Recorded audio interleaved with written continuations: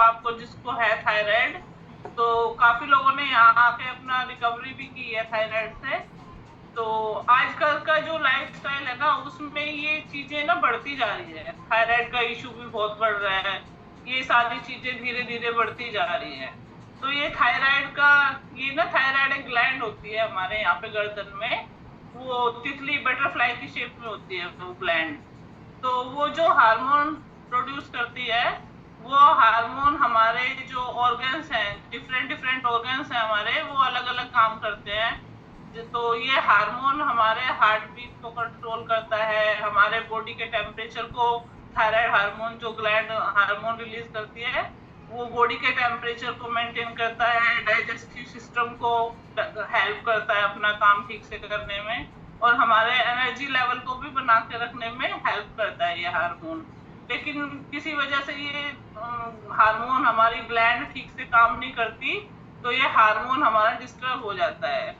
तो ये जो ग्लैंड है ना, ये हमारा T4 हार्मोन प्रोड्यूस करती है, बट हमारी बॉडी को चाहिए होता है T3 हार्मोन अपने ऑर्गन्स को काम करने में। तो ये जब T4 हार्मोन हमारे लीवर में आता है, तो लीवर और किडनी इसको T3 हार्मोन में कन्वर्ट करती है, और जब इसको कन्वर्ट करने के लिए कुछ माइक्रो न्यूट्रिशन की जरूरत पड़ती है, तो जो न्यूट्रिशन बॉडी में होगा तो वो T4 को T3 में कन्वर्ट कर देगा।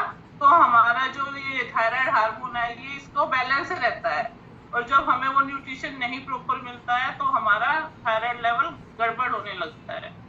तो ये हमारा दो तरह का होता है मेनली थायराइड। एक होता है हाइपोथायराइडिज्म।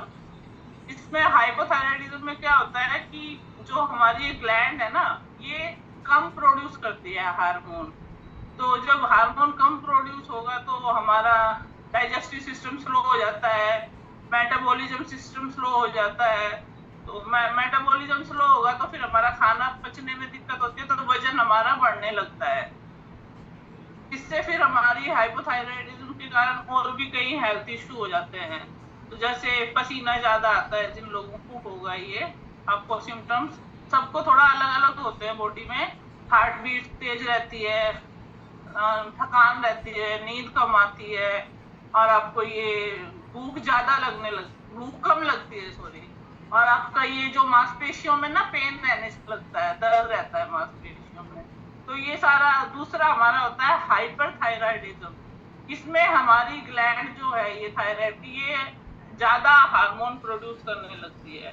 तो जो हाइपो वाले, पहले वाला जो थायराइड था, उसमें तो वजन हमारा बढ़ जाता है क्योंकि मेटाबॉलिज्म स्लो होता है, और ये दूसरे वाला जो हाइपरथायराइडिज्म होता है, इसमें हमारा वेट कम होने लगता है, और इसमें बाकी और भी सिम्टम्स आ जाते हैं, जैसे बाल ज्यादा झड़ने लगते हैं, और हमारा पसीना वगैरह कम निकलता है बॉडी से, थकान ज्यादा रहती है। इसमें स्ट्रेस लेवल भी बढ़ जाता है बॉडी में थोड़ा, और स्ट्रेस लेवल बढ़ जाता है। और भी कई, जैसे जॉइंट्स में पेन, अकड़न, स्टिफनेस हो जाती है जॉइंट्स में, और मांसपेशियों में भी अकड़न रहती है। और कुछ लेडीज में क्या होता है, पीरियड्स भी इरेगुलर हो जाते हैं किसी किसी के। तो ये सबके बॉडी टू बॉडी सिम्टम्स अलग अलग होते हैं। तो हमारी बॉडी हमेशा हमें हिंट देती है कुछ भी दिक्कत होने से पहले। बस गलती क्या होती है कि हम वो हिंट ना समझ नहीं पाते हैं। तो जैसे ही हमारी बॉडी में कुछ चेंज हमें लगता है, तो हमें उसको इग्नोर नहीं करना चाहिए, हमें उसको दिखाना चाहिए। तो ये ज्यादातर फीमेल्स में ही होता है थायराइड, और इसका कुछ कारण होते हैं। जैसे एक तो ये हेरिडिटरी होता है कि फैमिली में किसी को पहले से है, तो फिर नेक्स्ट जनरेशन में आ जाता है वो। फिर फीमेल्स में प्रेगनेंसी के टाइम पे भी थोड़ा हार्मोन चेंज होते रहते हैं, तो वो उस टाइम पे हार्मोनल डिसबैलेंस हो जाता है, तो उसकी वजह से हो जाता है। और कई बार वो हम कुछ हेल्थ इशू हुए, उसमें हमने मेडिसिन ऐसी खा ली, एंटीबायोटिक खा ली कुछ, तो वो एंटीबायोटिक से वो हार्मोन हमारा इम्बैलेंस हो जाते हैं। तो बॉडी में मतलब प्रॉपर न्यूट्रिशन नहीं मिलता, उसकी वजह से भी ये हो जाते हैं सिम्टम्स।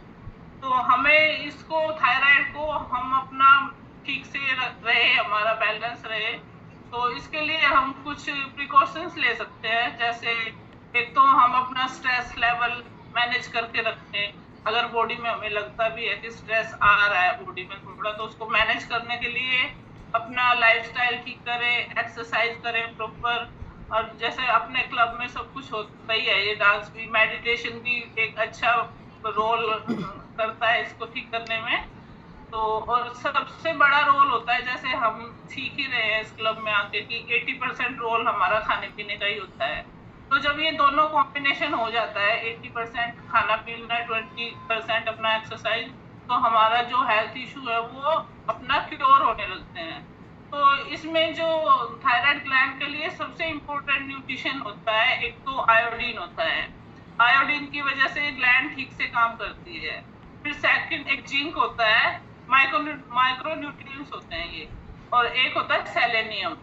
जो सेलेनियम है वो हमारे बॉडी में जो T4 हार्मोन बनता है उसको कन्वर्ट करता है T3 में। तो ये प्रॉपर न्यूट्रिशन जब हम लेते हैं तो हमारी बॉडी में से डेफिशिएंसी निकलने लगती है और हम अपना हेल्दी रहते हैं।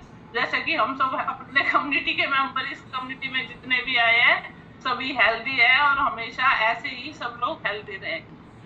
Thank you everyone. Thank you ma'am, thank you.